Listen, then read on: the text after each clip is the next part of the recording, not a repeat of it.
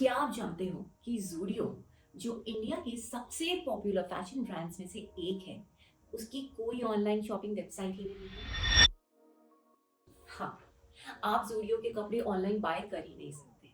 फिर भी पिछले कुछ सालों में ज़ूडियो की ग्रोथ लिटरली इनसेन रही है। आज जब हर मॉडर्न कंपनी ऑनलाइन सेल करने के रेस में लगी हुई है, ज़ूडियो बिल्कुल ऑपोजिट कर रहा है और फिर भी सबको बीट कर रहा है।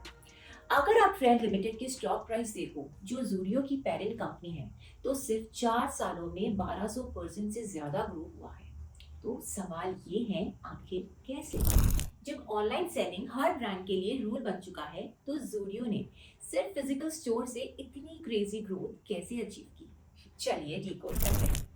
ज़ूडियो की स्टोरी स्टार्ट होती है 2016 में, जब टाटा ग्रुप के ट्रेंड ने ज़ूडियो लॉन्च किया। गोल सिंपल था, इंडिया के यंगेस्ट शॉपर्स जेन जी को टारगेट करना। क्योंकि जेन जी दुनिया की सबसे टेक सेवी जनरेशन है, इंस्टाग्राम और यूट्यूब पर सबसे ज्यादा एक्टिव यूजर्स भी जेन जी ही है। आजकल फैशन ट्रेंड समझने के लिए कोई मैगजीन या न्यूज़पेपर नहीं देखता। सब कुछ सोशल मीडिया पे डिसाइड होता है, रील्स, यूट्यूब शॉर्ट्स, इन्फ्लुएंसर्स। अब आप सोचोगे, अगर जेंजी इतनी इंटरनेट फ्रेंडली है, तो फिर ज़ूडियो ऑनलाइन लॉन्च क्यों नहीं करता? इसका जवाब एक इंटरेस्टिंग फैक्ट में छुपा है कि इंडिया की 80% जेंजी पॉपुलेशन टियर 2 और टियर 3 सिटीज में रहती है। इन शहरों में एस्पिरेशंस तो बहुत बड़े हैं, लेकिन ऑप्शंस बहुत कम। इन यंग शॉपर्स के पास ट्रेंडी और अफोर्डेबल फैशंस की कमी थी। यही गैप ज़ूडियो ने आइडेंटिफाई किया।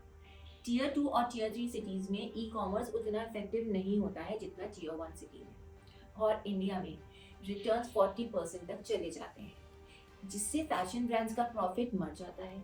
इसीलिए ज़ूडियो ने एक बोल्ड डिसीजन लिया, only physical stores, no online selling. आज ज़ूडियो के 85% स्टोर्स नॉन मेट्रो सिटीज में हैं, और जहां ज़ूडियो मेट्रोज में स्टोर खोलता है, वहां भी बड़ी केयरफुली अपनी लोकेशन को चूज करता है।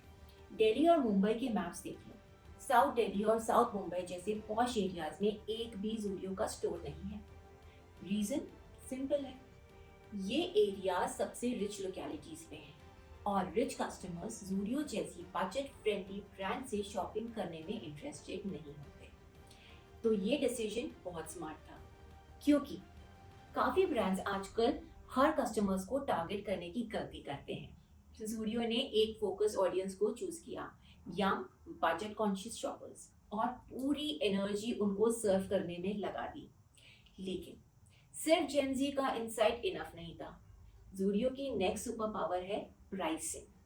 ज़ूडियो स्टोर्स में टी शर्ट 200 रुपए तक मिल जाती है, शूज 500 रुपए में, जीन्स 700 रुपए में, और 18 से 24 साल के लोगों की एवरेज मंथली इनकम 6000 रुपए से भी कम है। तो उनके लिए ज़ूडियो एक लाइफ सेवर बन गया। अफोर्डेबिलिटी जेंजी के लिए चॉइस नहीं, नेसेसिटी है। दूसरा स्मार्ट मूव ये था कि ज़ूडियो सिर्फ अपना ही ब्रांड सेल कर रहा था, कोई थर्ड पार्टी ब्रांड नहीं। तो इससे कॉस्ट कम होती है और ब्रांड आइडेंटिटी स्ट्रांग होती चली गई, और जेंजी ब्रांड लॉयल्टी को बहुत वैल्यू करता है। ज़ूडियो की स्ट्रैटेजी सिंपल है, डिजाइन से लेकर रिटेल तक पूरा वैल्यू चेन कंट्रोल करो और high quality products lowest possible price में दे दो। इसके पैरेलल टाटा की एक और ब्रांड वेस्टसाइड एग्जिस्ट करती है, जो स्लाइटली प्रीमियम ऑडियंस को टारगेट करती है। वेस्टसाइड के 121 स्टोर टियर 2 सिटीज में है, क्योंकि यहाँ मिडिल क्लास फास्टेस्ट ग्रो कर रही है, लेकिन कंपटीशन लो है। ये भी एक जीनियस स्ट्रैटेजी है।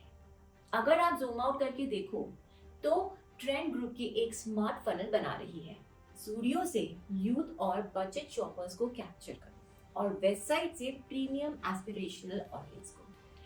पहले फैशन इंडिया में एक लग्जरी था, सिर्फ रिच लोग अफोर्ड कर सकते थे, लेकिन आज टाटा ग्रुप ने फैशन को एक्सेसिबल बना दिया है, नो मैटर आप कहाँ रहते हो, कितना कमाते हो, या किस एज ग्रुप के हो। ये थी ज़ूडियो की स्ट्रैटेजी की कहानी। अगर आपको ये केस स्टडी पसंद आई और कुछ नया सीखने को मिला, तो लाइक बटन दबाना और चैनल को सब्सक्राइब करना मत भूलना। ऐसे ही और भी मार्केटिंग और बिजनेस केस स्टडीज हम यहाँ कवर करते रहेंगे। मिलते हैं नेक्स्ट वीडियो में।